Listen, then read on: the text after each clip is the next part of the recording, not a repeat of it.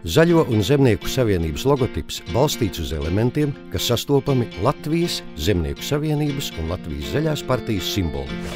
Tie raksturo Latvijas iedzīvotāju izcelsmi no zemniecības un darba mīlestību, saudzīgu izturēšanos pret vidi, kurā dzīvojam, izpratni par pagātni, tagadni un nākotni. Zaļo un Zemnieku savienības logotips veidots kā spoguļsimetrisks, zeltainas vārpas un zaļas skujņas apvienojums, norādot uz zaļo un zemnieku pamatprincipu vienotību. Logotipa skujņas raksts raksturīgs latviešu etnogrāfiskajam ornamentam, kas pazīstams kā laimas zīme un simbolizē labu izdošanos.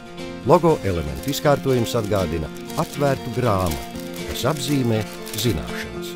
Zaļo un Zemnieku savienības logotips ir viegli atpazīstams, tautisks un saprotams.